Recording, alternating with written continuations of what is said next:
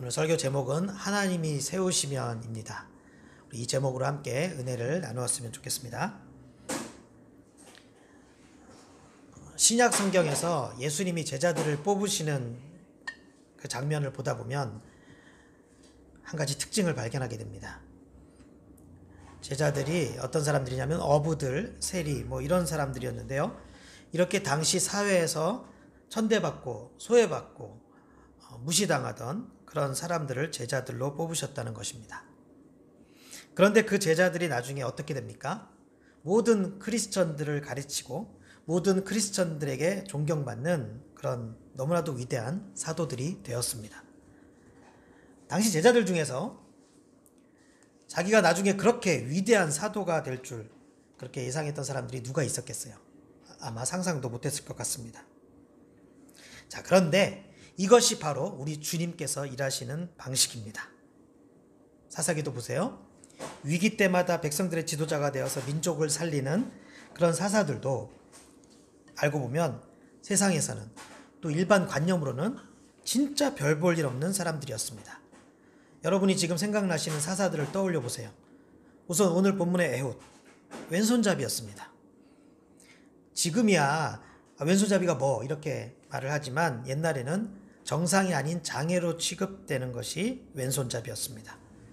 게다가 에훗은 정말 오른손에 장애가 있어서 왼손을 쓸 수밖에 없었다는 그런 이야기가 전해지고 있습니다.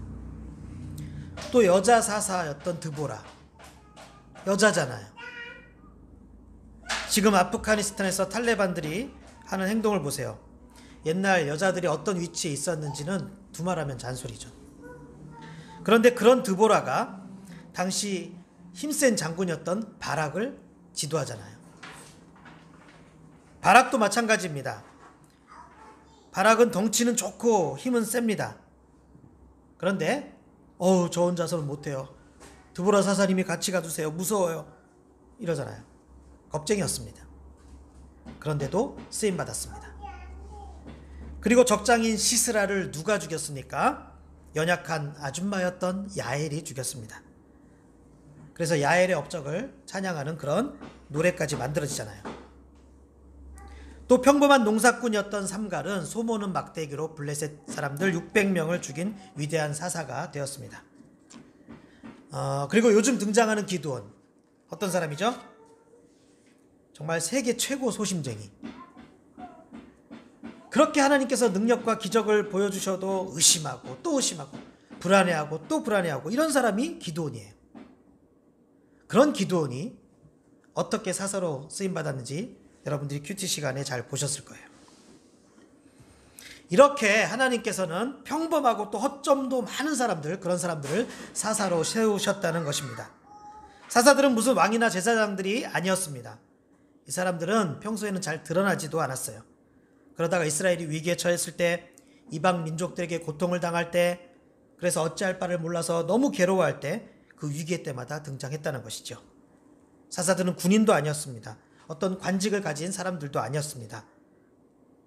오른손 못 쓰는 장애인, 부모로부터 버려진 사생아, 연약한 여인, 문제가 많았던 사람들, 그런 사람들. 그런데 하나님께서 이들을 사사로 세우신 거예요. 이렇게 사사들의 면면을 보면요, 그야말로 다 루저 아닙니까? 답이 참 안 나오는 사람들이죠. 장애 있고 약하고 소외되고 밀려난 사람들이었다는 것입니다. 그런데 이렇게 연약하고 평범했던 사람들을 하나님이 세우시니 결국 무서운 용사로 변했다는 거예요. 자, 그런데 왜 이런 일이 벌어졌을까요? 왜 이런 기록이 쓰여져서 우리에게까지 전해지고 있을까요? 이게 우연일까? 아니에요. 의도가 있는 기록입니다. 무슨 의도일까요? 사람이 하는 일이 아니라는 거죠. 사람이 하는 일이 아니라는 거예요. 이런 놀라운 역사는, 이런 위대한 역사는 전적으로 하나님이 하시는 일이라는 것입니다. 사사기는 바로 그것을 우리에게 가르쳐 주시고 있는 것입니다.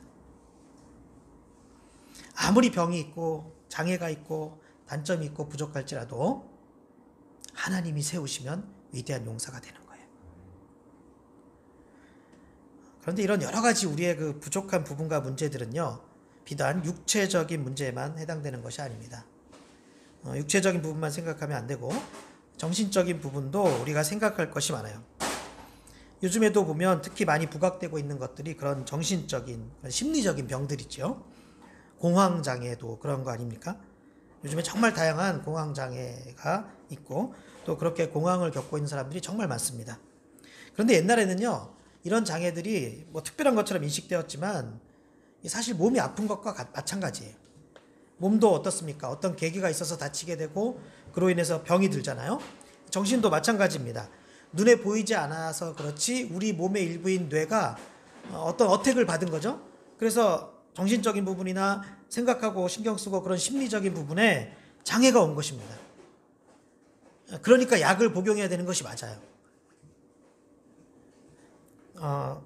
저는 참 지금 생각해도 정말 기억하고 싶지 않고 꺼내기 싫은 그런 아픈 그런 과거가 있습니다. 제가 고등학생 때 흔히 요즘 사람들이 말하는 공황은 아니었던 것 같고 그 신경이 쇠약해지는 정신적인 문제가 있었습니다. 그래서 어떤 생각을 하는데요. 그 생각을 끊임없이 멈추지 않고 계속하는 거예요. 다른 일을 못할 정도로 하는 거예요. 어떤 하나의 생각을 계속해서 파고드는 거죠. 그러니까 제가 이렇게 존재하고 있어도 제가 하고 싶은 걸 못해요. 그 생각 속에 파묻혀갖고. 그러다 보니 공부를 못하겠는 거예요. 한참 공부해야 될 그런 고등학생 때인데 제가 중학교 때까지 공부를 잘했거든요.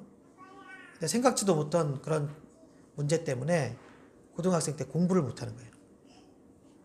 그래서 책상에 앉아서 공부를 하고 싶은데 할 수가 없으니까 그냥 책상에 앉아서 많이 울었습니다. 요즘 같으면 바로 병원에 갔을 것 같아요. 근데 당시는 분위기가 그런 분위기가 아니었습니다. 그런 문제를 해결하려면 어떤 이상한 사람들, 미친 사람들만 간다고 생각하는 그런 정신병원에 입원해야 된다고 생각했고, 정신병원에 대한 이미지도 좋지 않았어요. 제가 살고 있는 것이 정신병원, 국립정신병원이랑 굉장히 가까운 곳에 있었는데도 거기 지나갈 때도 막 사람들이 지금은 굉장히 좋게 지어서 아주 멋있게 지어서 울타리도 없어졌는데 옛날엔 그 하얀 건물에 엄청 높은 울타리가 있었고 그 지역 저희 동네 주역 주민들이 그 정신병원 없애라고 뭐 막 데모도 하고 그럴 정도로 어떻게 해결할 방법이 없는 거예요. 그러니까 공부는 해야 되고 공부를 해야 되는데 못하니까 너무 괴로운 거죠. 그러니까 자연스럽게 성적도 떨어지고 할 수 있는 게 없으니까 참 울기도 많이 울고 기도도 많이 하고 그랬습니다. 아무튼 다행히 하나님께서 고쳐주셔서 이제 그런 고통에서는 완전히 벗어나긴 했는데요. 자, 지금 와서 생각해 보니까 당시 그런 특징의 일부가 아직도 남아 있어서 그것이 좋은 방향으로 쓰임받고 있는 것 같더라고요. 제가 이제 종종 생각을 기피할 때가 있거든요. 그런데 이게 어디에 좋냐면 성경을 묵상하는 데 좋아요. 다른 목사님들은 어떤지 잘 모르겠지만 저는 성경이나 책을 읽으면서 떠오르는 인사이트들이 너무 많습니다. 그러다 보니까 설교 소스도 많고 신선한 그런 아이디어도 많아요. 사실 목사님들이 설교 준비하는 거 정말 힘든 일이거든요. 이 설교 준비한다는 게 뭐냐면 그냥 소논문 한 편을 쓴다 이렇게 생각하면 돼요. 근데 일주일에 한 편만 씁니까? 보통 목사님들 일주일에 여러 번 설교하잖아요. 그러면 일주일에 소논문 몇 편을 쓰는 거예요. 한 편 쓰는 것도 어렵잖아요. 그러니까 이 목사님들이 이게 목회한다는 게 얼마나 힘들겠습니까? 그래서 설교 베끼는 목사님들이 꽤 많은 거예요. 자, 그런데 저는 설교를 잘하고 그러지는 않지만 설교 인사이트는 잘 얻는 것 같아요. 예, 학창시절 그 당시에는 괴로웠지만 아무튼 이 생각하고 파고드는 것은 옛날부터 이제 발달이 되어 있지 않겠습니까? 그리고 또 저는 이 논리적인 어떤 틀을 생각해내는 거 이거 크게 어렵지 않아요. 왜냐하면 제가 그때 고등학생 때 그냥 단순하게 생각만 한 게 아니라 한마디로 얘기하면 생각들이 늪에 빠진 거예요. 그 늪에 빠져갖고 여러 가지 생각 자체들을 막 정리하고 배열하고 막 그랬거든요. 지금은 그런 병에서는 벗어났지만 추측하건대 아무래도 그런 흔적들이 좀 남아있어서 지금의 논리적인 사고를 하는데 도움이 되고 있지 않나 그런 생각이 듭니다. 생각만 하면 끔찍해요. 전 정말 죽고 싶었어요. 정말 하나님의 은혜가 아니었으면 지금 정상적인 생활을 못했을 겁니다. 근데 하나님이 목회자로 세워주시니까 오히려 그런 단점들이 장점으로 바뀌어서 지금 목회에 쓰임받고 있는 것 같습니다. 공황장애도 마찬가지인 것 같습니다. 요즘에 주변에 공황으로 어려움 겪는 분들이 정말 많거든요. 제가 만나는 사람들 중에서는 가만 생각해 보니까 3명에 1명꼴로 있는 것 같아요. 그러니까 일반적인 병이에요. 예.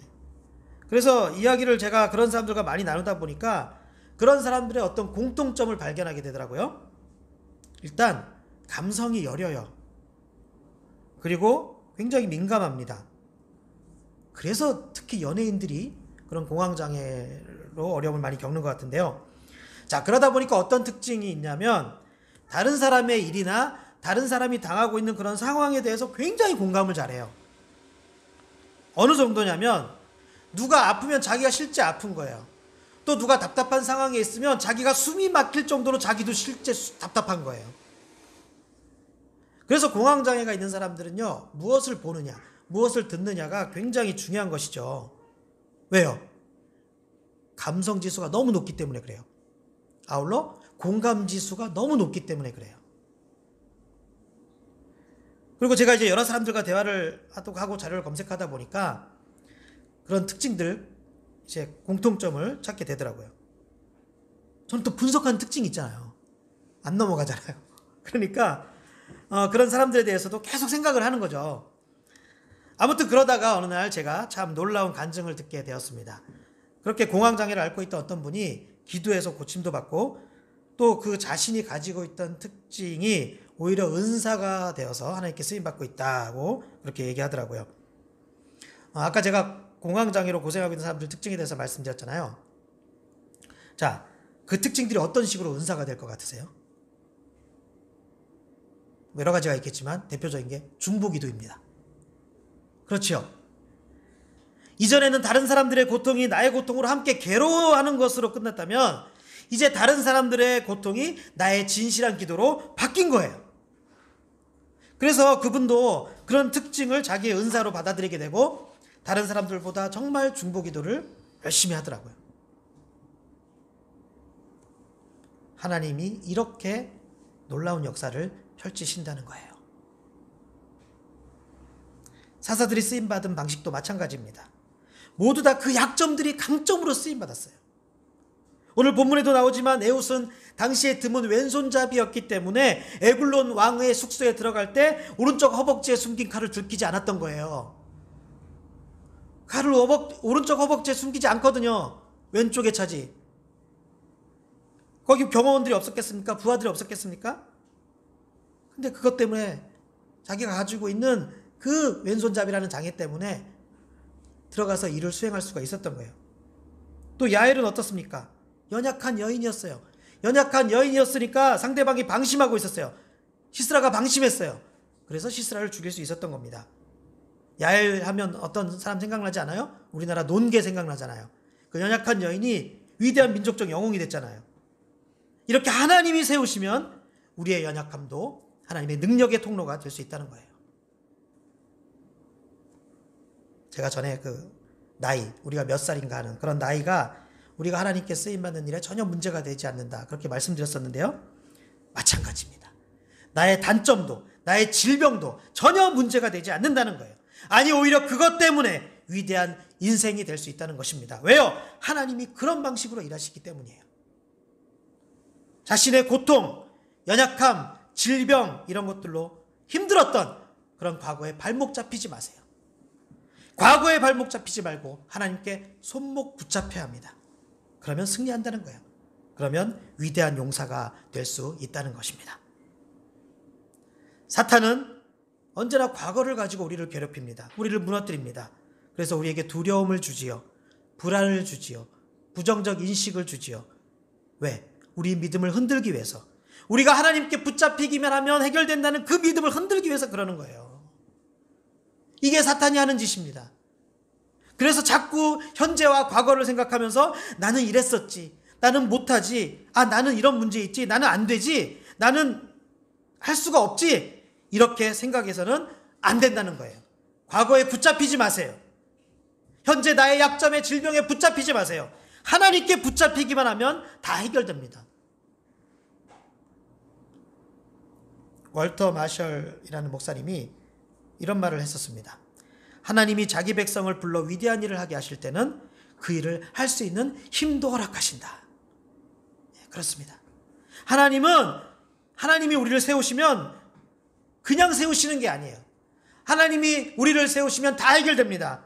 하나님은 우리를 그냥 세우시는 게 아니고 우리의 병을 고쳐주십니다. 우리의 고통을 사라지게 해주십니다. 그리고 우리에게 사명을 감당할 수 있는 능력과 은사를 주시는데, 정말 놀라운 것은 과거 우리의 장애나 질병, 그것을 오히려 능력으로 바꾸어 주신다는 거예요. 그래서 하나님의 역사가 위대한 것입니다. 출신이나 사회적인 신분과 상관없이, 장애인이나 남자 여자 구분 없이, 청년이나 노인이나 차별 없이 하나님이 세우시면 누구든지 놀라운 역사를 행할 수 있는 거예요. 하나님이 세우시고 성령에 붙들림 받으면, 하나님이 세우시고 성령에 붙들림 받으면 누구나 영혼을 구원할 수 있고, 누구나 하나님의 나라를 세울 수 있고, 누구나 불가능한 일을, 그 임무를 완수해낼 수 있다는 것이죠.